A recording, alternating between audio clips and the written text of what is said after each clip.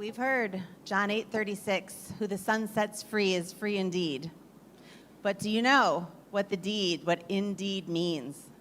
How it goes back, I'm anti-trafficking, it goes back to slavery, our deed, our ownership papers, that nobody in any way, in any part, owns a piece of us, not a bit.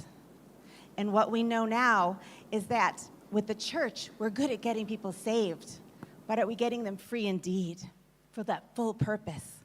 Columbia University has a stat that says the average person has 13 secrets at any given time, 5 of which they've never spoken out loud, usually dealing with sexual perversion. What we also know is that the stats of the church exactly match the stats of the world. So every stat that you're hearing is exactly the same, no matter what building someone's sitting in or professing.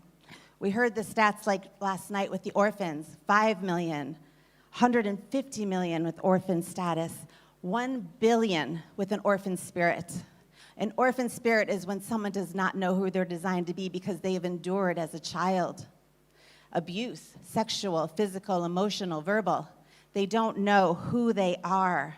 You fast forward the right now 1 billion children that are living with an orphan spirit, and you project that into all of the many that have come before. And we have countless walking with an orphan spirit, no idea who they were truly, all the way, with all their papers, all their freedom created to be. Countless billions.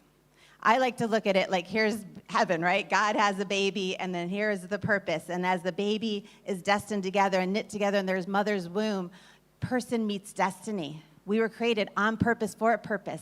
And as it comes through the womb, if we make it, the battle begins. Satan has one purpose, and his purpose is to take out your purpose. And he's relentless, and he will not stop. The battle begins, and as this baby comes, what are we born into?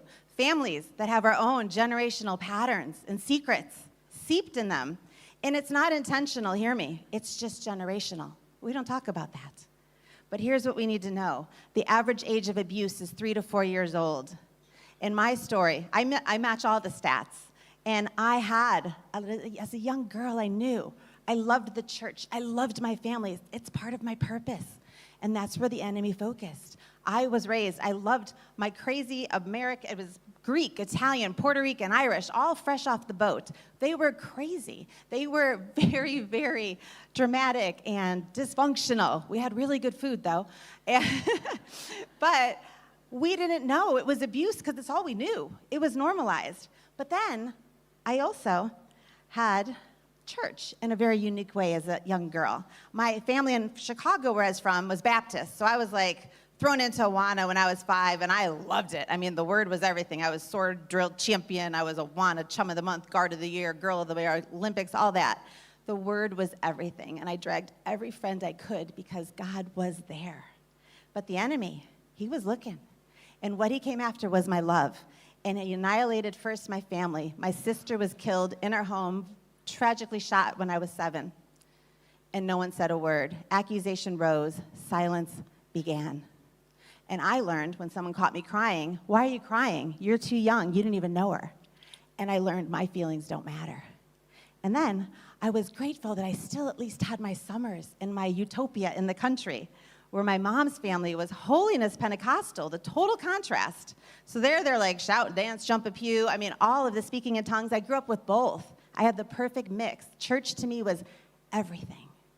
But Satan could not have that. A few summers later, when I returned to my summer utopia, all that and the farm animals, I had an uncle, my favorite, who, on the way to church one day, sexually abused me, left me in the car, grabbed his guitar, and went on to church to the front of the stage to lead worship. And I was already seeped in, not talking about it, knowing what to do. We don't speak to that. My whole love of the church was annihilated, and I was flooded with shame because we know when we take on that kind of abuse, the shame comes on the victim. And I lived under that for decades. I mean, I did it all to numb it all out, eating, drinking, promiscuity, pornography, just anything not to feel. I don't even know all that happened. I was numb and wanted to stay numb. But the thing is, I never missed church. I learned very young how to live an unreconciled life. I was, as most of the world is, not indeed free. But I was at church, and if you would have seen me in my 30s, you would have thought I was killing it. I was an area pastor at Willow Creek, a mega church, and I was raising my kids in one of the wealthiest suburbs of Chicago. But God loved me too much.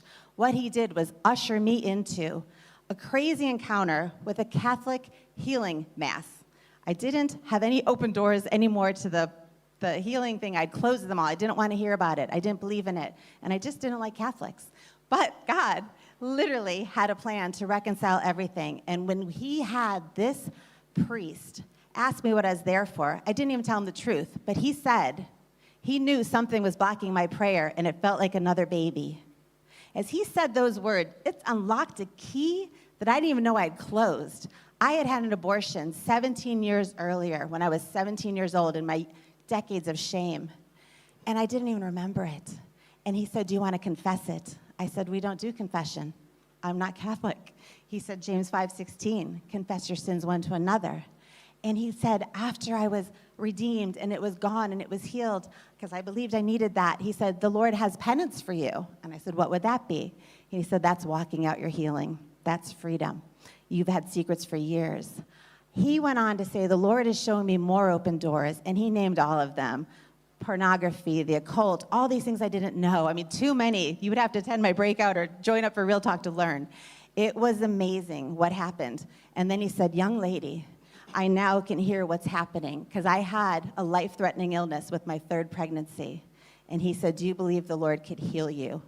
And I saw that my whole childhood, but I had closed the door to that. And I said, I do. And so he prayed, and I received that healing. And I could tell you, he said to me, I don't know who you are or what God has for you to do, but I've never had a night like this. And I could tell you now who I am. I am a child of the Most High God. I was made on purpose for a purpose.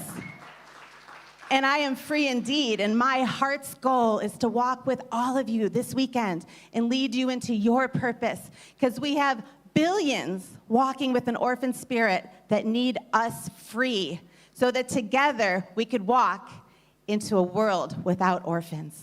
Thank you.